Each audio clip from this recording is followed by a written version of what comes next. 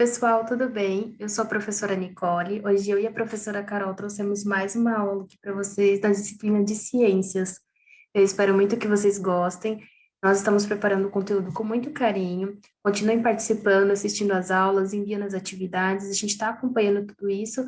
E não se esqueçam que, surgindo alguma dúvida sobre o conteúdo, vocês podem enviar uma mensagem para o professor Renato e a gente tenta ajudar vocês, tá bom?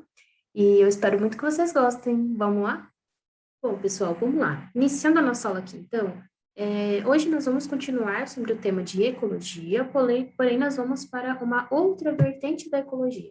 Nós vamos para a parte que estuda as relações alimentares, como tudo isso influencia no equilíbrio e no desequilíbrio, dentre as relações entre os seres vivos no nosso planeta, tá bom? Então, recapitulando a aula anterior, a gente viu que a ecologia, ela estuda os seres vivos, as relações dos seres vivos entre si e também as relações deles com o ambiente. Então, agora a gente vai ver essa parte da ecologia que estuda como que a alimentação dos seres vivos influencia nessas relações, beleza? Para dar início aqui à nossa aula, eu trouxe uma imagem para a gente observar, para a gente analisar. O que a gente pode ver aqui de primeira? A gente vê um passarinho, né, ali, um bonitinho, pequenininho, uma ave. Essa ave, ela é um ser vivo. E aqui a gente tem também nessa imagem um outro ser vivo, só que é um pouquinho diferente, que é a nossa árvore, né? É uma planta, ela é um pouquinho diferente desse animal que a gente está observando. Beleza, são dois seres vivos, ambos estão ali nessa imagem, eles estão tendo uma relação entre si. Mas, para sobreviverem, eles precisam se alimentar, eles precisam de nutrientes, precisam de energia. A gente pode ver que o passarinho, ele está comendo aquela frutinha, então ele está obtendo os seus nutrientes a partir dali. Mas e no caso da planta? Como será que a planta ela obtém esses nutrientes, essa fonte de... Como será que a planta obtém a energia que ela precisa para sobreviver, para se desenvolver? Será que ela absorve do solo? E se um dia essa planta parar de dar frutas, será que o passarinho ele só come essa fruta? E será que isso vai afetar ele de alguma forma? É justamente por conta desse tipo de pergunta, para estudar essas relações alimentares entre os seres vivos, que a gente tem a ecologia. Os seres vivos, eles estão interrelacionados pela sua alimentação. E é justamente essas relações alimentares que a ecologia vai estudar. Tanto a ave quanto a planta, naquela imagem anterior, elas estão fazendo algo em comum. Elas estão se alimentando, obtendo seus nutrientes, obtendo sua energia, para poder estar ali sobrevivendo, fazendo suas atividades diárias e poder se desenvolver, né? E agora a gente vai analisar e vai estudar nessa aula um pouquinho sobre essas diferentes maneiras dos seres vivos se alimentarem e como que tudo isso está interligado, como isso está relacionado. Bom, os seres vivos, eles precisam de energia para sobreviver, precisam de nutrientes, né, para se desenvolver. Beleza, a gente entendeu isso. E a gente já entendeu também que eles podem fazer isso de diferentes formas. Então, do ponto de vista da ciência, os seres vivos, eles podem tanto produzir a sua própria energia ou consumir alguma fonte de energia. Então, ou ele fabrica ali o que ele vai precisar, ou ele vai correr atrás de alguém ou de alguma coisa que possa fornecer essa energia para ele. É baseado, então, nessa diferença entre produzir ou consumir que a ciência, ela classifica os seres vivos em grupos. O primeiro deles são o grupo dos organismos produtores. Próprio nome já diz, né? Organismo produtor produz. Então, são aqueles organismos que fabricam o seu próprio alimento. Dentro desses organismos, a gente tem as plantas, as algas, algumas bactérias que também fabricam seu próprio alimento, tá? E esse processo de poder produzir a sua própria energia é conhecido como fotossíntese, onde foto, aqui na palavra foto, significa luz, e síntese, né, seria produzir. Então, produzir a partir da luz. Ou seja, esses organismos, eles produzem o seu próprio alimento a partir da presença de luz. Que luz é essa? É a luz solar, né? Por isso que o sol é tão importante para as plantas, justamente para que elas possam produzir a sua própria fonte de alimento ali e poder se desenvolver, né? Poder sobreviver. O próximo grupo de organismos que a gente vai ver é o grupo dos consumidores. Os organismos consumidores, eles não conseguem produzir o seu próprio alimento. E é justamente por isso que eles dependem de outras fontes de energia, tá? Outras fontes de alimento para poder obter ali sua energia para estar ali fazendo as suas atividades diárias, beleza? Então, todos os animais, de uma forma geral, não conseguem produzir o seu próprio alimento, tá? Então, eles vão correr atrás de uma outra coisa ou de um outro animal para poder obter sua energia. Por serem muitos animais, né, muitos seres vivos dentro dessa classe dos consumidores, a gente vai organizar eles em alguns grupinhos menores. O primeiro deles são os herbívoros. Os herbívoros, eles se alimentam de plantas, né? Um exemplo que eu trouxe aqui para vocês é a vaca. A vaca aqui, no caso, ela está comendo a grama, né, do chão. A grama, ela é uma planta, ela fabrica o seu próprio alimento, ou seja, ela é um organismo produtor. Então, a vaca é classificada um ser vivo herbívoro. Ela vai se alimentar só de plantas. Beleza? Outro ser vivo, que é outra classificação, né, que a gente tem dentro desse grupo dos consumidores, é dos carnívoros. Então, os carnívoros, o próprio nome já diz, eles se alimentam de partes de outros animais, eles se alimentam de carne, tá? Única e exclusivamente. Então, aqui eu trouxe um exemplo, o jacaré. O jacaré, ele é um animal carnívoro, assim como o tigre, o leão, eles são animais carnívoros que se alimentam exclusivamente de outros animais, beleza? E, por fim, a gente tem um outro grupo também, um terceiro grupo dentro desses consumidores, que são os animais onívoros. Ou seja, eles se alimentam de qualquer coisa que está ali, seja planta, seja parte de um animal, e não importa a origem, eles estão se alimentando. Um exemplo que a gente tem aqui de organismo onívoro é o porco, né? O porco não tem tempo ruim, não importa se é de origem vegetal, animal, o que você der para ele ali, ele vai estar comendo, né? Outro exemplo também, os ursos, né? Aqueles ursos pardos, eles também são animais onívoros. Nós, seres humanos, também somos animais onívoros. Nós também nos alimentamos tanto de plantas quanto também de animais, né? Então, todos esses organismos consumidores, eles podem ser organizados de acordo com o tipo de hábito alimentar dele.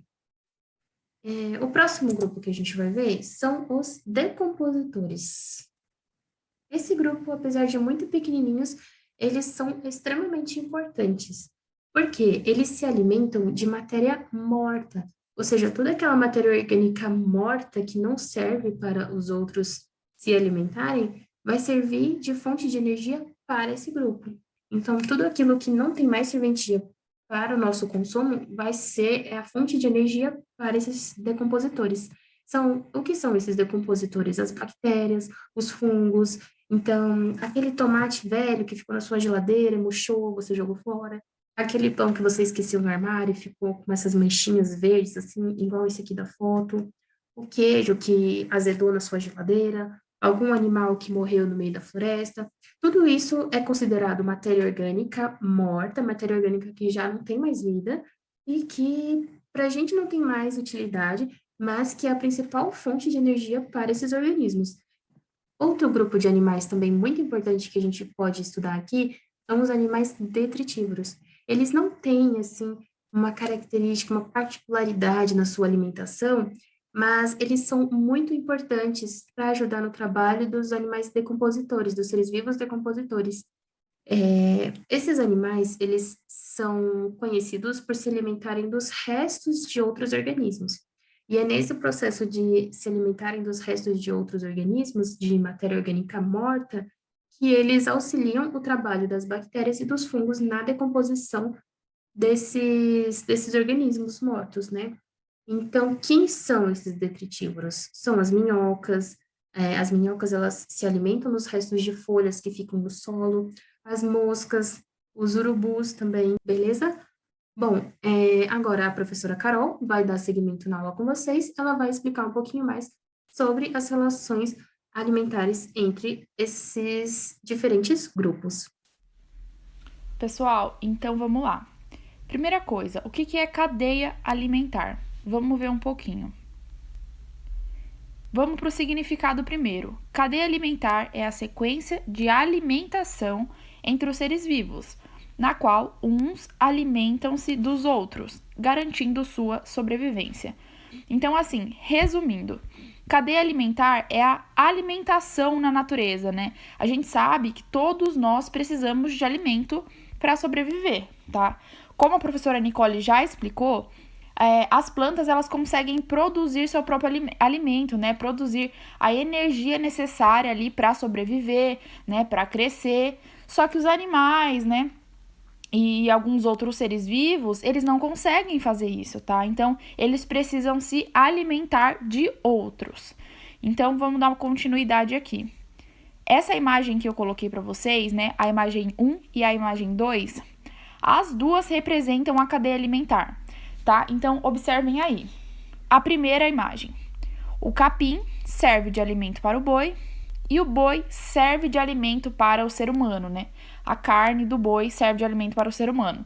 Então, isso é uma cadeia alimentar, tá? É uma sequência de alimentação. A gente tá falando de o que serve de alimento para quem, né? Então, isso é uma cadeia alimentar, tá? Outra coisa, na natureza ali, ó, imagem 2. O milho, ele serve de alimento para o rato. O rato serve de alimento para a cobra e a cobra vai servir de alimento para a coruja, tá?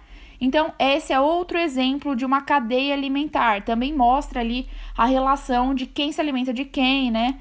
E assim por diante. Então, aqui são exemplos de cadeia alimentar, tá? Esses dois exemplos aqui estão mostrando para vocês como que funciona a alimentação aí na natureza, tá? A sequência de alimentação que acontece na natureza. Passando aqui agora para uma regra muito importante, que quando a gente aprende, né, sobre cadeia alimentar e sobre teia alimentar, a gente não pode esquecer, tá? Essa regra, ela vai servir tanto para cadeia alimentar, que é o que a gente está falando agora, e também para teia alimentar, que é o que a gente vai ver daqui a pouco. Então, vamos lá. Essa seta, que a gente viu ali na imagem anterior também, ela significa serve de alimento para, tá? Então, como que a gente lê uma cadeia alimentar? Esse exemplo aqui.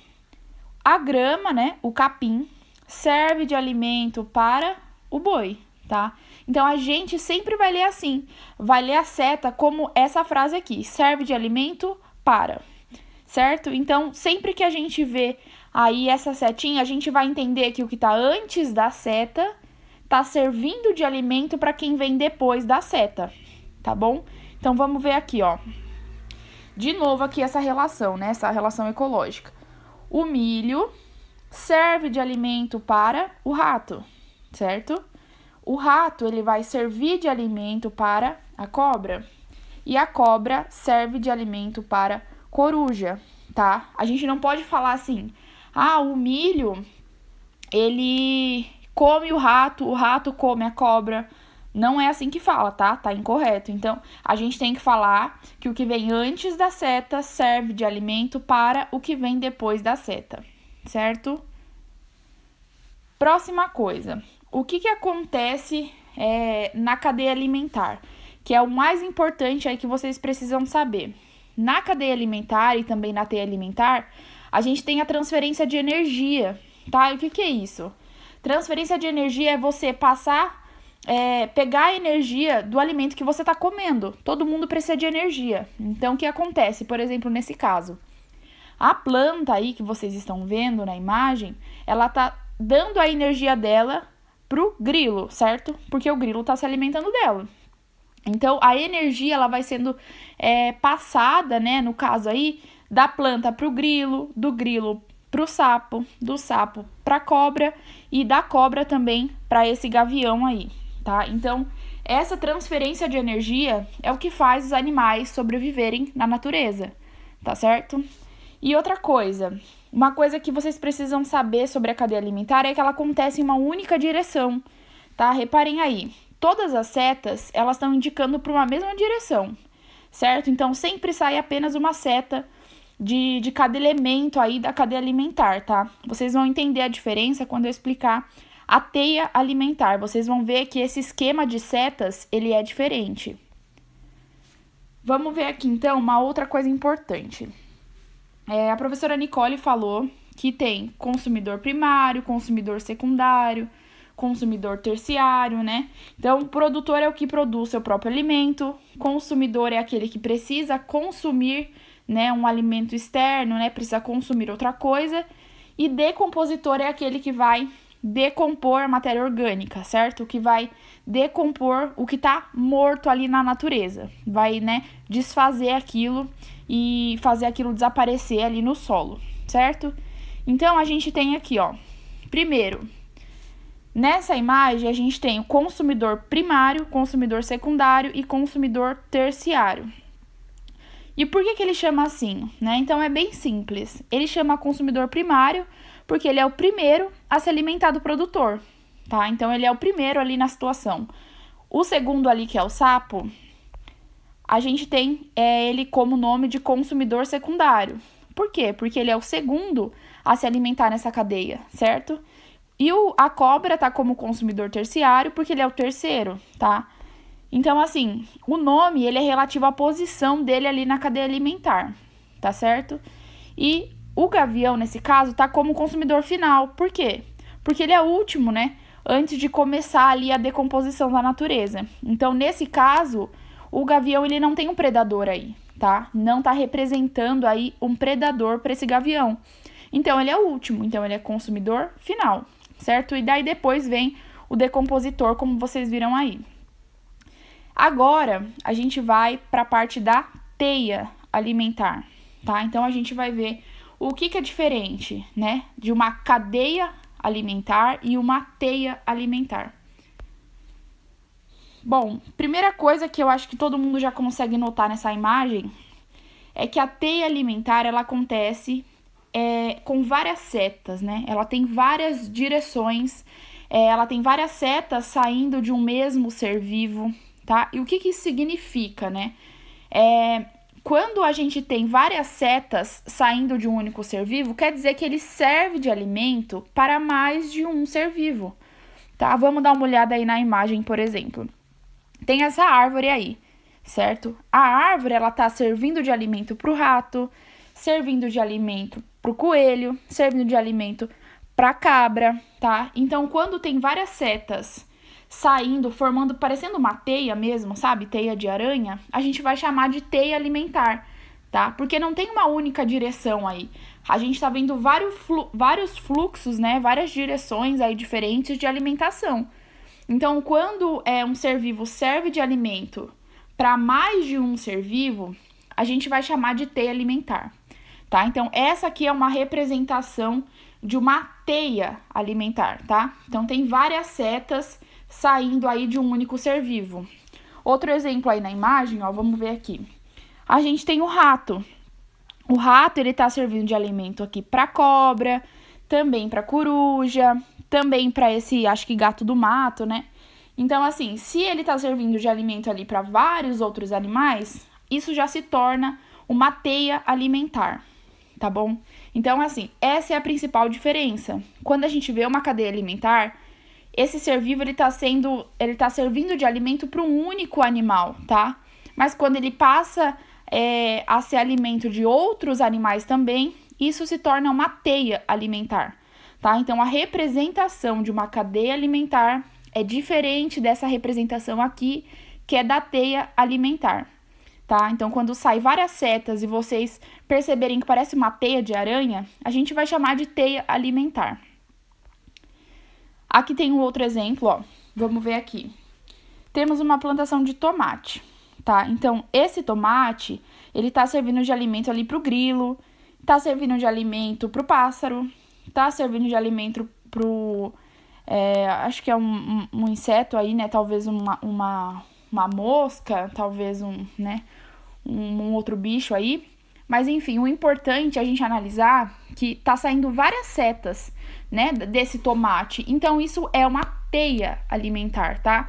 Se esse tomate estivesse servindo de alimento apenas para o pássaro, seria o quê? Uma cadeia alimentar, tá? Então, como tá saindo várias setas de um mesmo ser vivo, a gente chama de teia, certo? Acho que deu para entender, né? Bom, agora tem uma parte importante também dessa aula que a gente precisa analisar, que a gente precisa entender. o desequilíbrio nas relações alimentares. Então, o que é isso? Quando a gente fala de desequilíbrio, a gente está falando de aumento de população ou diminuição de população, né, dos seres vivos e das plantas em geral na natureza, tá? Então, o que causa esse desequilíbrio na natureza? Primeira coisa, quando há desmatamento, né, quando a gente derruba a floresta ou derruba apenas uma árvore mesmo, a gente está causando a migração dos animais, né, dos seres vivos que vivem ali. Por quê? Se você derruba uma mata, né, que tem vários animais que vivem ali, que moram ali, a gente vai estar expulsando esses animais desse local, tá? Então, assim, a gente vai estar expulsando eles de lá e, consequentemente, vai causar o desequilíbrio daquele local. Às vezes, ali era o lugar do alimento dele, tá? Às vezes, ali era o lugar de reprodução dele. Então, pode ser que ele vá para outro lugar e ele não sobreviva, ele não tenha o que comer, tá? Então, pode acabar matando esses animais e pode causar a extinção desses animais, tá? Então, uma outra situação que entra aí é as queimadas também, né? Que, além de muitos fugirem daquele local, pode matar também os animais, né? Queimados ali. E também causar a extinção desses animais. Então, pensem assim, ó. Se tem ali uma grama e um gafanhoto. Se você queima toda a grama daquele local, o gafanhoto vai sobreviver? Então, assim, não, né? Por quê?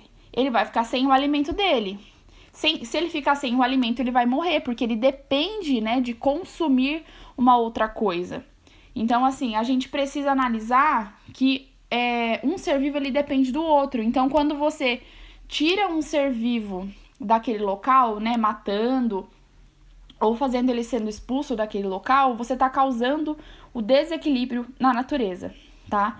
Outra coisa também, a caça ilegal, né? Quando a gente caça um animal, a gente está matando ele, né?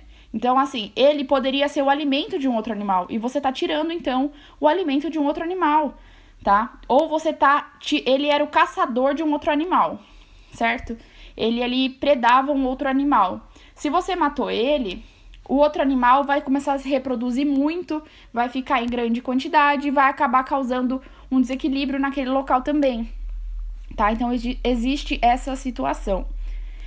Outra coisa, quando a gente utiliza nas plantações, né?